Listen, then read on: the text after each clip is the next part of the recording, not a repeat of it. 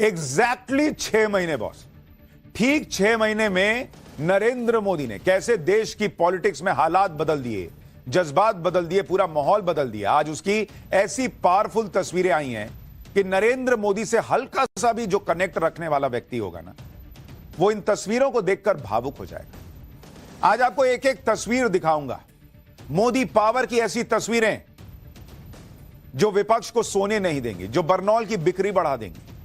लेकिन सबसे पहले 2 तस्वीरें देखिए बॉस। 4 जून को जब नतीजे आए थे लोकसभा के, तो नरेंद्र मोदी ने उस दिन शाम को जब मंच पर पहुंचे थे तो उनके चेहरे की उदासी ने देशभक्तों को उदास कर दिया था। कई लोग मिलते थे तो कहते थे कि यार गजब ही कर दिया पब्लिक ने, नरेंद्र मोदी की सीटें घट कैसे सकती हैं, लोग घरों से निकले क्यों नहीं। लोगों से मोदी का वो भावुक चेहरा देखा नहीं जा रहा था, ये वाला 4 जून वाला।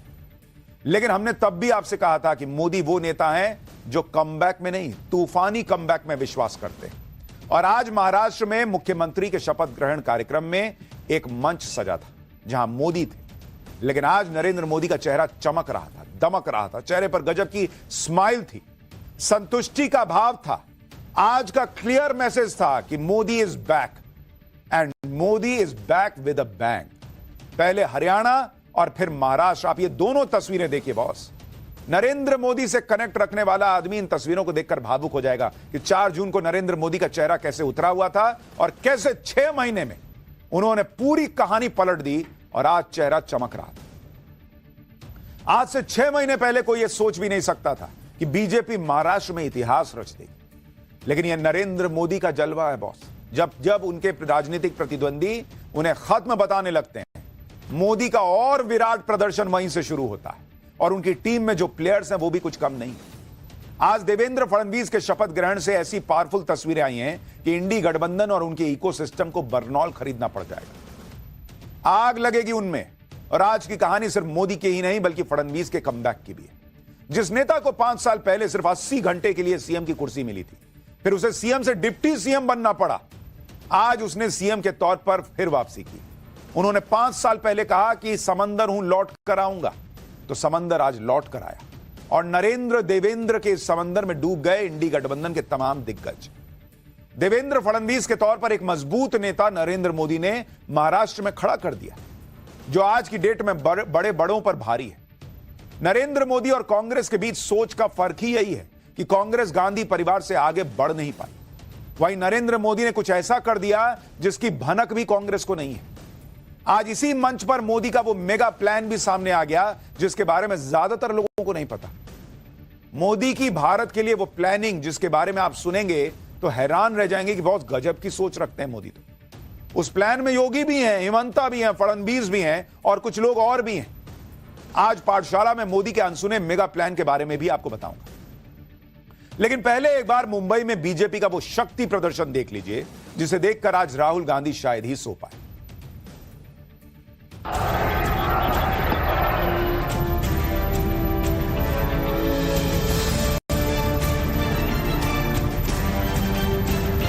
मी देवेंद्र सरिता गंगाधरराव फडणवीस ईश्वर साक्ष शपथ घेतो की मी एकनाथ गंगूबाई संभाजी शिंदे ईश्वर साक्ष शपथ घेतो की मी अजित आशाताई अनंतराव पवार गांभीर्यपूर्वक प्रतिज्ञा करतो की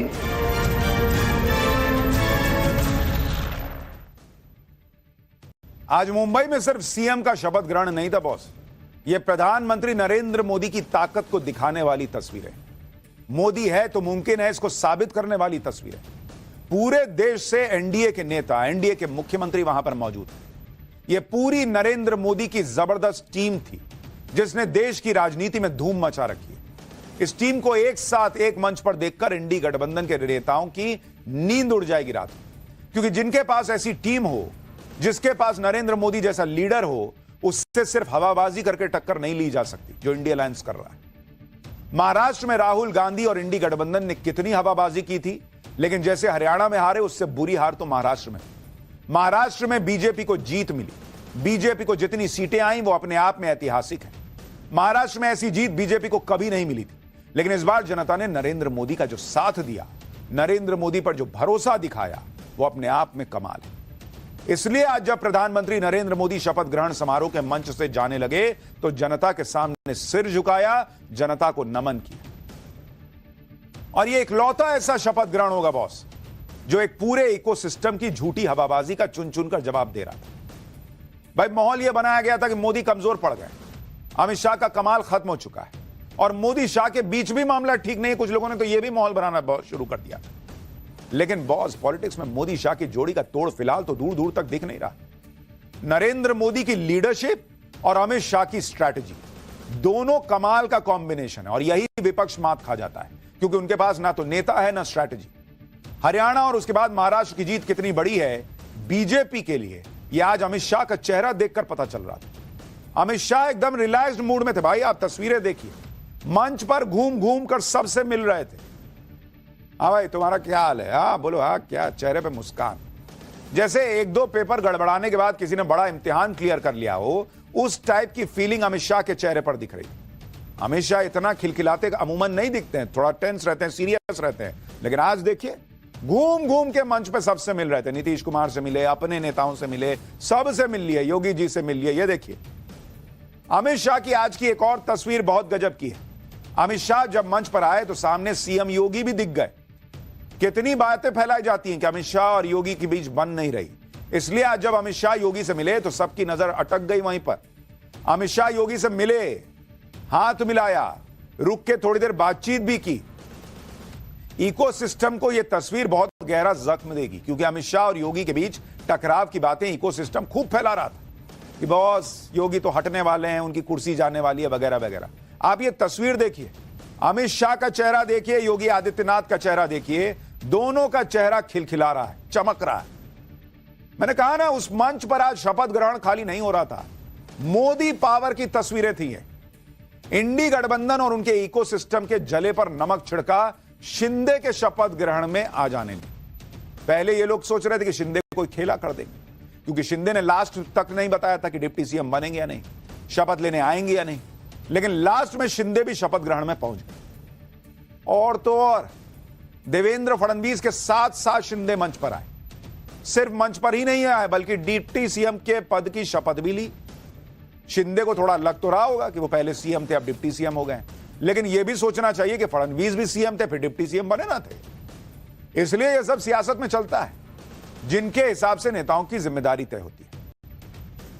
अच्छी बात यह रही कि शिंदे को यह बात आखिर में समझ आ गई। एकनाथ शिंदे ने आज शपथ लेने से पहले कुछ ऐसा भी किया जो किसी ने सोचा नहीं होगा। लोग सोच रहे थे कि मुंह फुला के आएंगे, एक तो हंसते हुए आए, नरेंद्र मोदी के सामने झुके, प्रणाम हुआ। उसके बाद राज्यपाल ने जब शपथ दिलाने की शुरुआत की तो एकनाथ शिंदे ने शपथ लेने से पहले पीएम मोदी अमित शाह का आभार जताया। भाई यूजुअली ऐसा थोड़ी होता है, लोग जाते हैं मैं फलाना अपना नाम ऐसा लेके शपथ लेना शुरू करते हैं। एकनाथ शिंदे ने पहले मोदी शाह का आशीर्वाद लिया, उनका आभार जताया, आशीर्वाद के लिए धन्यवाद किया, अपने गुरु बाला साहब ठाकरे, आनंद दीघे को श्रद्धांजलि भी दी। सुनिए एक बार। संभाजी शिंदे,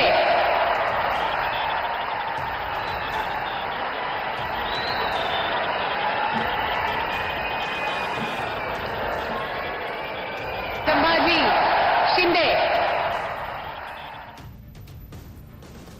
इसके बाद उन्होंने नरेंद्र मोदी और अमित शाह का मराठी में धन्यवाद किया, अपने गुरु को याद किया, तब जाके शपथ ग्रहण शुरू किया। यानी जो लोग कह रहे थे कि अरे पता नहीं अब शिंदे क्या करेंगे, सरकार कैसे चलेगी वगैरह वगैरह, अरे भैया वो तो शपथ लेने के पहले मोदी शाह का धन्यवाद कर रहे हैं। शिंदे के साथ अजीत पवार ने भी डिप्टी सीएम पद की शपथ ली। अजीत पवार इस मामले में लकी हैं कि वो टाइम पर इंडी गठबंधन से निकल आए।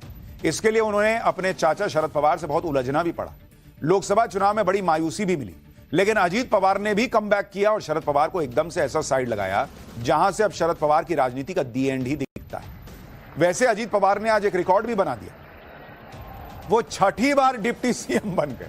अजीत पवार ऐसे नेता हैं जो 2019 में फडणवीस की 80 घंटे की सरकार में डिप्टी सीएम बने, फिर उद्धव ठाकरे की सरकार में डिप्टी सीएम बने, फिर शिंदे की सरकार आई तो उसमें डिप्टी सीएम बने, अब फडणवीस फिर से सीएम बन गए हैं तो फिर अजीत पवार डिप्टी सीएम बन गए। उनका डिप्टी सीएम का चेयर बुक रहता है। राजनीति में ऐसे भाग्यशाली नेता कम ही होते हैं जिनके साथ डिप्टी सीएम की कुर्सी चिपकी रहती है। मुंबई में आज तो गजब का माहौल है। आजाद मैदान में शपथ ग्रहण चल रहा था। लोग खचाखच भरे हुए थे, बड़े बड़े स्टार्स पहुंचे थे भाई। अब आप देखिए स्टार पावर, मोदी की पावर तो आपने देखी, अब देखिए शाहरुख खान पहुंचे वहां पर शपथ ग्रहण के दौरान। एक एक तस्वीर देखते जाइए। ये शाहरुख खान शपथ ग्रहण के लिए पहुंचे थे, उसकी तस्वीर। सिर्फ शाहरुख खान नहीं पहुंचे थे, सलमान खान भी पहुंचे हुए थे, जिनकी जान को खतरा है, लॉरेंस बिश्नोई गैंग से धमकी मिल रही है, वगैरह वगैरह की बातें चल रही हैं। लेकिन शपथ ग्रहण में सलमान खान भी पहुंचे। सचिन तेंदुलकर वहां पर आए हुए थे भाई। ये देखिए सचिन तेंदुलकर जो है वो अपने परिवार के साथ वहां पे पहुंचे थे, वो और उनकी पत्नी अंजलि जो है वो वहां पर नजर आई। पूरी स्टार पावर भी नजर आ रही थी। संजय दत्त भाई, संजय दत्त भी पहुंचे थे, एक बार जरा उनकी तस्वीर भी दिखाइए।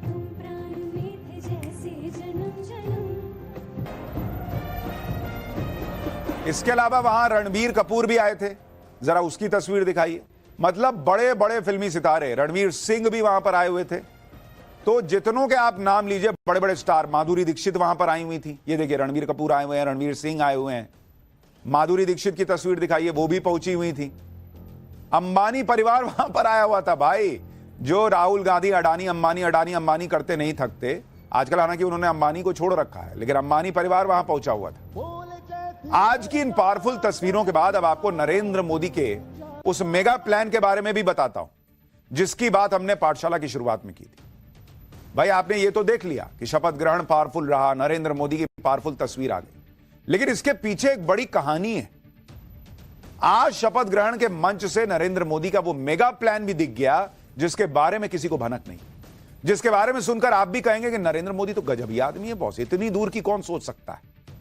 और इस सोच की झलक आपको देवेंद्र फडणवीस के शपथ ग्रहण वाले मंच पर ही दिख जाएगी। लेकिन चूंकि उस तरह से आदमी सोचता नहीं है तो ध्यान नहीं जाता है। कांग्रेस की हालत यह है कि उनके पास गांधी परिवार के आगे की सोच ही नहीं। हार पर हार के बाद उनके पास राहुल गांधी का कोई विकल्प ही नहीं है। और यहां नरेंद्र मोदी पर मोदी तैयार करने की फैक्ट्री खोले बैठे हैं एक तरह से। आप इसको समझ पाएंगे इस बात से कि शिंदे के तमाम पैतरों के बाद नरेंद्र मोदी ने फडणवीस का नाम नहीं चेंज किया सीएम पद के लिए। और इस बात के बड़े मायने हैं। आपको याद होगा कि 2014 में देवेंद्र फडणवीस को पीएम मोदी ने तब महाराष्ट्र की कमान सौंपी थी, जब महाराष्ट्र से बाहर लोग देवेंद्र फडणवीस का नाम जानते भी नहीं थे। लेकिन देवेंद्र फडणवीस ने 2014 से 2019 तक 5 साल का न सिर्फ कार्यकाल पूरा किया, बल्कि काम करके नरेंद्र मोदी का ऐसा भरोसा जीता कि आज फिर से सीएम की कुर्सी पर बैठे। यानी मोदी ने महाराष्ट्र में एक नया लीडर खड़ा कर दिया, जिसकी पहचान क्या है? डेवलपमेंट। जैसे नरेंद्र मोदी की होती थी गुजरात में डेवलपमेंट, वैसे पहचान फडणवीस बना रहे हैं। और यह इकलौता उदाहरण नहीं है बॉस। मोदी एक पूरी मेगा प्लानिंग के तहत अपने नीचे लीडर्स की फौज खड़ी करते जा रहे हैं। अमूमन जो बढ़िया लीडर होता है वो वही करता है कि अपने नीचे लीडर की फौज खड़ी करता है, ताकि एक के बाद एक नेता खड़े होते जाए। ऑफिस में लोग नहीं करते, अपने ही नीचे लोगों को काटते जाते हैं कि कोई आगे बढ़ ना जाए मुझसे, मेरे से ऊपर ना चला जाए। नरेंद्र मोदी इनसिक्योर नेता नहीं है। मोदी का विजन क्लियर है कि देश को कहां ले जाना, और इसके लिए उन्हें पता है कि एक मोदी नहीं लगेगा भाई, कई और मोदी लगेंगे जो उनके बाद कमान संभालेंगे। और इसलिए मोदी ने बीते 10 साल में कैसे लीडरशिप खड़ी की है बिना किसी को भनक लगे, आप सुनिए। आप खुद देखिए, जहां कांग्रेस देश को एक नया नेता नहीं दे पाई, वहीं पीएम मोदी ने देश में नेताओं की कैसे फौज खड़ी शुरू कर दी थी 10 साल पहले से। भाई पहले योगी आदित्यनाथ को उत्तर प्रदेश का सीएम बनाया, तब योगी का नाम दूर दूर तक लिस्ट में नहीं था कि वो मुख्यमंत्री पद की शपथ लेंगे। सीएम योगी आज बीजेपी के बड़े नेताओं में शामिल है बॉस। जिस वक्त उनको मुख्यमंत्री की कुर्सी मिली थी तो लोगों ने कहा था कि किसको बना दिए, कौन योगी, कैसे चलाएंगे, कोई अनुभव नहीं है। यह नरेंद्र मोदी का विजन था कि बॉस योगी कर सकते हैं, और आज योगी मॉडल की चर्चा होती है। इसी तरह से असम में हिमंत बिस्वा शर्मा को कांग्रेस से लेकर आए। हिमंत बिस्वा शर्मा बीजेपी में थोड़े थे, कांग्रेस से लाए। वो हिमंत बिस्वा शर्मा जो खुद किस्सा सुनाते हैं कि राहुल गांधी ने अपने कुत्ते वाला बिस्किट ऑफर कर दिया था। ये उनकी इज्जत थी कांग्रेस में, मोदी लेके आए कांग्रेस से, और आज की डेट में उन्हें धाकड़ सीएम की तरह पहचाना जाता है। बीजेपी के फायर ब्रांड नेता हैं। यह नरेंद्र मोदी की परख है कि कांग्रेस में भी कोई काबिल नेता दिखता है कि लाओ यहां लाओ। महाराष्ट्र में देवेंद्र फडणवीस को पहले मौका दिया, काम करके दिखाया, फिर मुख्यमंत्री बना दिया। इसी तरह से हरियाणा में नायब सिंह सैनी को सीएम बनाया, जिनको मुख्यमंत्री बनने से पहले बहुत कम लोग जानते थे, लेकिन देखिए सरकार रिपीट करवा दी, उनकी भी भूमिका रही।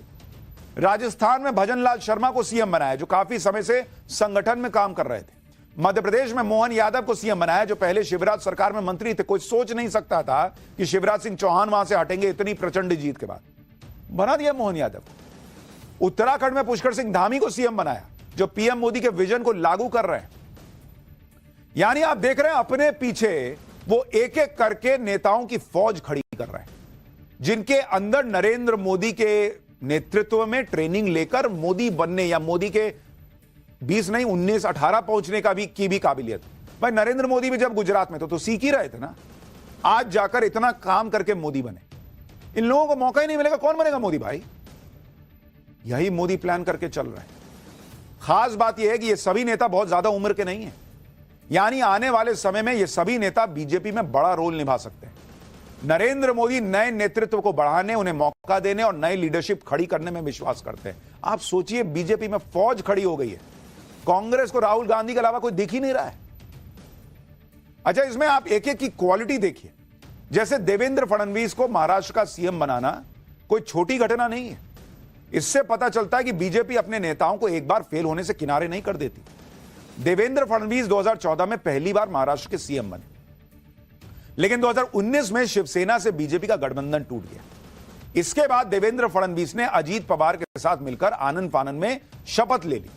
हालांकि बहुमत साबित नहीं कर पाने की वजह से 80 घंटे में सरकार गिर गई, फडणवीस को इस्तीफा देना पड़ गया। इस घटना के बाद कहा जाने लगा कि देवेंद्र फडणवीस का करियर तो खत्म हो जाएगा। इतना ही नहीं, 2024 के लोकसभा चुनाव में बीजेपी महाराष्ट्र में अच्छा प्रदर्शन भी नहीं कर पाई। इसके बाद तो यह मान लिया गया कि फडणवीस अब इससे उबर ही नहीं पाएंगे। लेकिन फडणवीस अलग ही मिट्टी के बने। आप देखिए कि लोकसभा चुनाव के बाद फडणवीस ने जमीन पर उतरकर जमकर मेहनत की, जो भी कमजोरियां थी उसे दूर किया, महायुति के नेताओं को फिर एकजुट किया, कार्यकर्ताओं के साथ लगातार मुलाकात करते रहे, कार्यकर्ताओं का मनोबल बढ़ाते रहे। फडणवीस ने बेहद आक्रामक अंदाज में प्रचार किया, हिंदुत्व का मुद्दा जमकर उठाया। आपको याद होगा कितना अग्रेसिवली भाषण देते थे। फडणवीस ने वोट जिहाद, घुसपैठियों के मुद्दे पर विरोधियों पर जमकर हमले किए। नतीजे आए तो बीजेपी को 132 सीटें मिली, जो बीजेपी का आज तक का सबसे अच्छा प्रदर्शन है। महायुति को महाराष्ट्र की 288 सीटों में से 230 सीटों वाली जीत हासिल हुई। महाराष्ट्र में महाविकास अघाड़ी सिर्फ 47 सीट पर सिमट कर रह गई। महाविकास अघाड़ी के दलों के पास नेता विपक्ष के लायक भी सीट नहीं बची। नतीजों के बाद देवेंद्र फडणवीस ने जीत का क्रेडिट खुद न लेते हुए कार्यकर्ताओं को दिया। यानी जिन देवेंद्र फडणवीस को महाराष्ट्र में विपक्ष नकार रहा था, सुप्रिया सुले जैसी नेता तो यहां तक कह रही थी कि अकेला देवेंद्र क्या कर लेगा, उसी देवेंद्र फडणवीस ने महाराष्ट्र में विपक्ष का सफाया कर दिया। इस लिहाज से देखें तो देवेंद्र फडणवीस का फिर से सीएम बनना बहुत बड़ी बात है। और नरेंद्र मोदी को उनमें यह क्वालिटी दिखी कि यह आदमी कर सकता है कमबैक, इसको दो मौका। यह है नरेंद्र मोदी की खासियत। पीएम मोदी नेताओं पर न सिर्फ भरोसा करते हैं, बल्कि मुश्किल समय में उनके साथ खड़े होते हैं, उनका हौसला बढ़ाते हैं। योगी आदित्यनाथ के साथ भी पीएम मोदी ने यही किया। योगी आदित्यनाथ को 2017 में उत्तर प्रदेश का सीएम बनाया गया, जबकि 2017 में बीजेपी के कई नेता सीएम बनने की तैयारी कर रहे थे। कुछ ने तो अचकन सिलवाली थी कि शपथ ग्रहण के दिन यह पहनूंगा। सभी को छोड़कर पीएम मोदी ने योगी आदित्यनाथ पर भरोसा जताया था। कोई नहीं जानता था कि योगी क्या कर पाएंगे, सीएम रह पाएंगे नहीं। सांसद थे, सरकार चलाने का कोई अनुभव ही नहीं था। लेकिन नरेंद्र मोदी को कुछ दिखा। योगी आदित्यनाथ पीएम मोदी के भरोसे पर खरा भी उतरते रहे। 2019 के लोकसभा चुनाव में यूपी में बीजेपी को 62 सीटों पर जीत मिली। 2022 के विधानसभा चुनाव में योगी आदित्यनाथ ने फिर से बहुमत हासिल किया। योगी आदित्यनाथ के नेतृत्व में ही रामपुर जैसी सीट बीजेपी ने सपा से छीन ली। लेकिन 2024 के लोकसभा चुनाव में यूपी में बीजेपी का प्रदर्शन थोड़ा गड़बड़ाया। इसके बाद योगी आदित्यनाथ को लेकर चर्चाएं होने लगी कि बीजेपी योगी को हटा देगी। लेकिन पीएम मोदी ने फिर भी सीएम योगी पर भरोसा जताया, पीठ थपथपा के योगी का हौसला बढ़ाया। यूपी उपचुनाव में योगी आदित्यनाथ ने फिर से पीएम मोदी के भरोसे को सही साबित किया और 9 में से 7 सीटें जीत ली। यह होता है अपने नेता पर भरोसा करना, उन्हें आगे बढ़ाना और मुश्किल समय में साथ खड़े रहना। इसलिए मैंने कहा ना कि मोदी एक तरीके से चुपचाप साइलेंट मोड में अपने नीचे जूनियर मोदीज खड़े करते जा रहे हैं। भाई आज योगी मॉडल की चर्चा होती है, मोदी के बाद योगी ऐसा तक लोग कहने लग गए। ये कोई मामूली बात है? नरेंद्र मोदी विकल्प की लाइन लगा रहे हैं, ये नहीं तो ये नहीं तो ये नहीं तो ये स्थिति पैदा कर रहा है। इंडिया अलायंस यही नहीं तय कर पा रहा कि किसको बनाए। आज यूपी में योगी आदित्यनाथ की टक्कर में कोई नेता नहीं दिखता बॉस। योगी आदित्यनाथ की तरह एक और नेता है जिन पर पीएम मोदी ने भरोसा किया। आज वो नेता बीजेपी के फायर ब्रांड नेता बन चुके हैं और उनका नाम है हिमंता बिस्वा शर्मा। कांग्रेस से लेकर आए मोदी इनको बीजेपी 2015 में। तब कांग्रेस ने कहा था कि बीजेपी में हिमंता को कुछ नहीं होगा, कुछ नहीं मिलेगा, लेकिन प्रधानमंत्री नरेंद्र मोदी ने हिमंता बिस्वा शर्मा पर भरोसा जताया। असम में 2001 से 2016 तक कांग्रेस की सरकार थी। 2016 में हिमंता बिस्वा शर्मा ने कांग्रेस को हराने में बड़ी भूमिका निभाई। 16 में तो सर्बानंद सोनोवाल को सीएम बनाया गया, जिसका हिमंता ने स्वागत किया। सीएम नहीं बनने के बाद भी हिमंता लगातार असम में काम करते रहे। 2021 के विधानसभा चुनाव में बीजेपी को फिर से असम में बहुमत मिला। इस बार पीएम मोदी ने हिमंता बिस्वा शर्मा को असम का मुख्यमंत्री बनाया और सर्बानंद सोनोवाल को केंद्र में ले आए। और आज हिमंता बिस्वा शर्मा बीजेपी के स्टार नेताओं में से एक है। यानी जो हिमंता बिस्वा शर्मा कांग्रेस की नजर में ऐसे नेता थे जिन्हें कुत्ते को खिलाए जाने वाली बिस्किट परोस दी जाती थी, उस नेता की काबिलियत समझी नरेंद्र मोदी ने। इसलिए मैं कह रहा हूं ना कि नरेंद्र मोदी चुपचाप कुछ सोचकर प्लान करके चल रहे हैं। ये मौके वो ऐसे ही नहीं दे रहे, उनके लिए भी बड़ा आसान है। पुराने साथियों को मौका दो, वही पुराने नेता चलते रहेंगे। भाई वो 2047 की अगर बात कर रहे हैं तो उनको पता है कि उनके बाद 3-4 प्लेयर होने चाहिए। भाई हिमंता बिस्वा शर्मा भी पीएम मोदी के भरोसे पर खरा उतरते रहे। यानी योगी से लेकर हिमंता और देवेंद्र फडणवीस तक ये वो नेता हैं जो पीएम मोदी के वो प्लेयर हैं जो आने वाले समय में बड़ी भूमिका निभाएंगे। इसके अलावा हरियाणा के सीएम नायब सैनी, मध्य प्रदेश के सीएम मोहन यादव और राजस्थान के सीएम भजनलाल शर्मा भी, जिन पर पीएम मोदी ने भरोसा किया, आगे बढ़ाया है। आज उनके में किसी में लगता है थोड़ा 19 है, किसी में 20 है, लेकिन मौका नहीं दीजिएगा तो बॉस तो कैसे काम चलेगा। देश में परिवारवाद की राजनीति को यही लोग खत्म कर रहे हैं, जात पात से ऊपर उठकर राजनीति कर रहे हैं। और इसके लिए पीएम मोदी ने 1 लाख युवाओं को राजनीति में लाने का अभियान शुरू किया है। 1 लाख ऐसे युवा जिनका राजनीति से कोई संबंध भी ना हो, जिससे परिवारवाद और जातिवाद की राजनीति खत्म हो सके। पीएम मोदी ने जो हम आज आपको उनका प्लान बता रहे हैं, इसका हिंट कैसे दिया था आप सुनिए, खुद उन्होंने कहा था। मैं देश के 1 लाख ऐसे नौजवानों को राजनीति में लाऊंगा जिनके परिवार का राजनीति से कोई लेना देना नहीं है। ये भारत की राजनीति की दिशा बदलने वाला अभियान है। ये भ्रष्टाचार और परिवारवादी मानसिकता को मिटाने का अभियान है। ये काशी के, उत्तर प्रदेश के नौजवानों से भी कहूंगा कि आप खुले मन से नई राजनीति की धुरी बने। काशी का सांसद होने के नाते मैं यहां के नौजवानों को ज्यादा से ज्यादा आगे लाने के लिए प्रतिबद्ध हूं। आप देख रहे हैं जो हम आपको बता रहे हैं, एग्जैक्टली वही विजन है नरेंद्र मोदी का। क्योंकि उनके लिए कुर्सी ये नहीं है कि मैं कितने दिन कुर्सी पे रह जाऊं, कहां कहां घूमने चला जाऊं, क्या क्या मैं फायदा कर लूं, मेरे परिवार में कौन कौन बढ़ जाए, ये नहीं है। उनके लिए कुर्सी का मतलब है क्या कर दूं देश के लिए जो इतने साल में नहीं हो पाए। और चूंकि उनके कुछ एक लिस्ट है, मुझे तो लगता है वो एक लिस्ट बनाए बैठेंगे, ये सब करते जाना है, तो वो रिले रेस की तरह चलेगा। उनको पता है मुझे आगे किसी को देना है, अमित शाह को दें, अमित शाह योगी को दें, योगी हिमंता को दें, मतलब इस तरह से कुछ भी नाम हो, लेकिन इतने लोग खड़े होंगे तब तो बॉस। तो वो अपने रहते हुए उनको ट्रेन कर रहे हैं, सीखो, आगे बढ़ो, देश के लिए कुछ करो। पाठशाला में अगली क्लास, वो विदेशी फाइल जो पूछ रही मोदी को हराने के लिए राहुल विदेशी ताकतों से हाथ मिला चुके हैं क्या? बीजेपी को राहुल और